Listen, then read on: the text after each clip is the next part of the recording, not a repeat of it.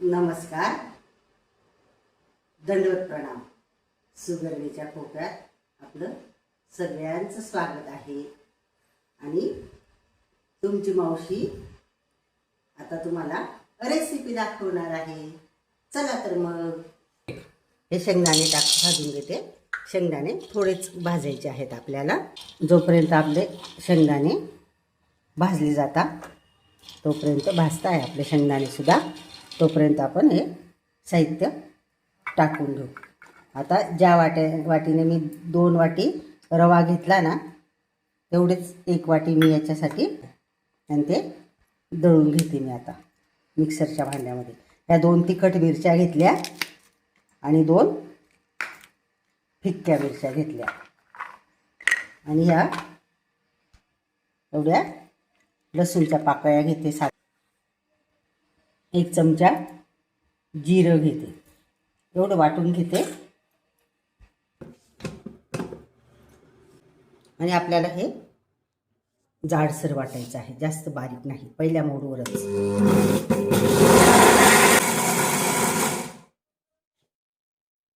हे बघा, असं जाडसर वाटायचं आहे, जास्त बारीक नाही वाटायचं. आणि याच्यामध्ये मी आता जे आपले भाजलेले शेंगदाणे आहे ते पण टाकून घेते.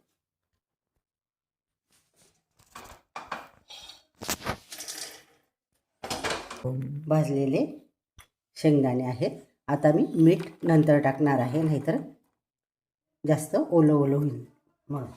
आणि आपल्याला जाडसर वाटायचं आहे.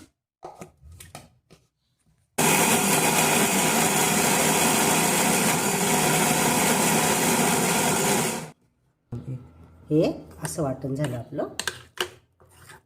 छान असं जाडसर, बारीक नाही वाटायचं. आणि आता हे काढून घे. मी हे सकाळी एकत्र करून घेतलं होतं. 2 वाट्या रवा आणि 1 वाटी फक्त दही असं. आणि याच्यात दुसरं काहीच नाही टाकलेलं. आता हे जे आपण मिक्सरच्या भांड्यामधून काढून घेतलेली पेस्ट आहे ही टाकून घेते याच्यामध्ये. ही अशी कोथिंबीर बारीक कापून घेऊ आणि याच्यामध्ये टाकून घेते मी. बाकीचे मसाले तुम्हाला नंतर. मी याच्यात आपले बेसिक मसाले टाकून घेते. ही कोथिंबीर आहे म्हणून धना पावडर 1 चमचा घेते. 1 चमचा आपली हळद घेते. आणि हा जो मोठा चटणीमधला चमचा आहे हा 1 चमचा चटणी घेते. आणि मीठ घ्यायचं आहे आपल्याला चवीपुरतं. आपलं जेवढं काही ही पेस्ट आहे त्याच्यासाठी एवढं मीठ घेते. आणि हे सगळं साहित्य जे आपलं मिक्सरचं भांडं आहे ना त्याच्यात पाणी टाकून थोडं पाणी मी त्याच्यात काढून घेते. हे थोडं पाणी टाकून घेते याच्यात. जसं लागलं तसंच टाकणार आहोत, जास्त नाही.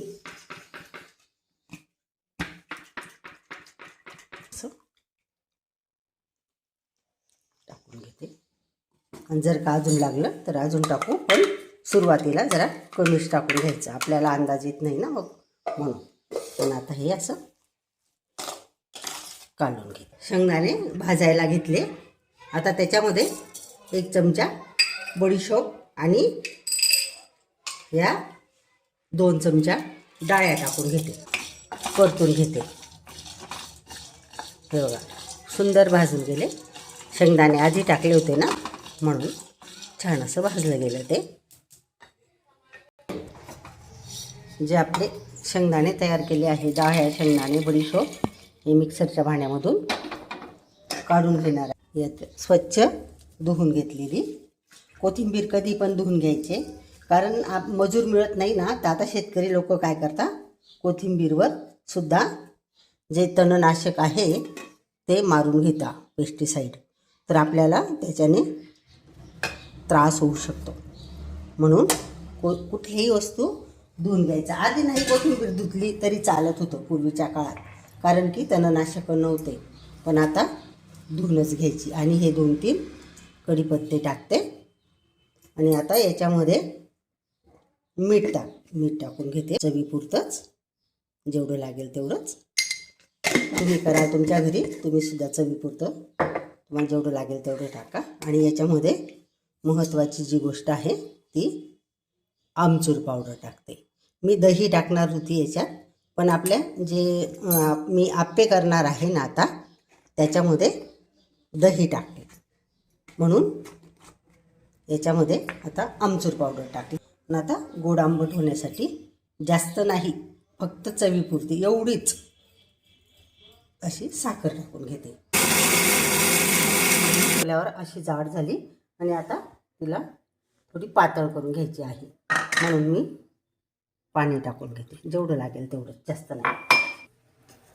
जे आजूबाजूला लागलं आहे ते पण मध्ये टाकून घेते, म्हणजे सारखी चटणी दळलेली लागली. ही अशी चटणी झाली आपली. आणि अशीच करायची चटणी. आपल्याला नंतर भांडं धुवून घ्यावं लागतं हे थोडं पाणी टाकून. आणि मिक्सरमध्ये का जास्त पाणी टाकलं तर मग ते बाहेर येतं, म्हणून जसं लागलं तसंच पाणी वापरा. हे चटणी राजी आपली आहे ना, तिला फोडणी देऊन घेते. त्याच्यासाठी तेल घेतलं. आपण मोहरी टाकून घेऊ. मोहरी तडतडल्यावर हे 1 चमचा जिरं टाकून घेते. आणि हे 2-3 कढीपत्ते आहेत. आपण दळायला तर टाकूनच घेतले होते, पण फोडणीत पण थोडे टाकून घेते. कढीपत्ता टाकायचा, हा हिंग टाकला. आणि हा आता आपली छान अशी खमंग फोडणी झाली आहे, ती आपण चटणीत टाकून घेऊ.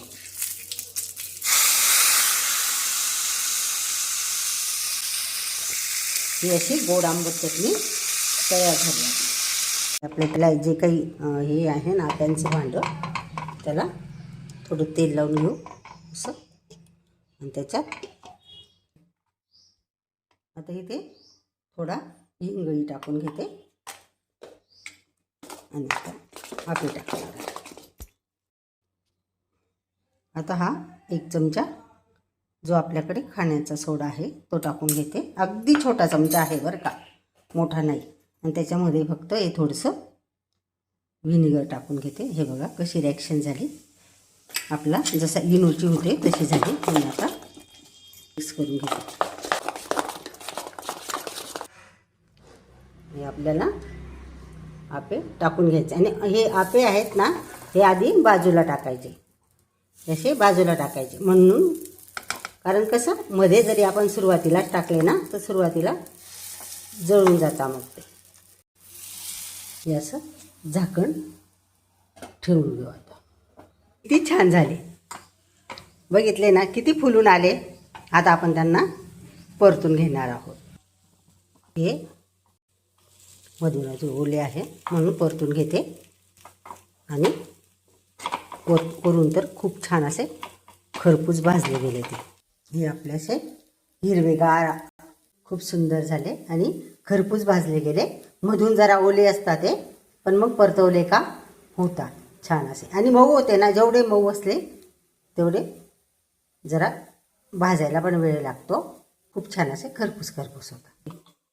ही अशी चटणी वाढून घेते. हे दुसरं भांडे टाकून घेतलं आपण. दुसरं भांडे टाकून घेतायचं. दुसरं भांडं टाकलं आणि ते तुम्हाला दाखवते ते काढल्यावर. पण हे बघा असं दुसरं भांडं पण खूप छान निघालं. आणि तुम्ही टाकताना जरा कमीच जे बॅटर आहे आपलं ते टाका, तर खूप सुंदर होता आणि लवकर होता. जरा जास्त टाकल्यावर जरा उशीर लागतो. चला मग आपण वाढून घेऊ, सर्व करून घेऊ. तेवढ्या बॅटरमध्ये आपले 4 भांडे झाले, म्हणजे 48 आपण. आणि 4 जणांचा, जास्त छोटे मोठे असले तर 5 जणांचा, एवढ्या जणांचा नाश्ता होतो त्याच्यामध्ये. म्हणून छान असा झटपट आणि लवकर होतो नाश्ता.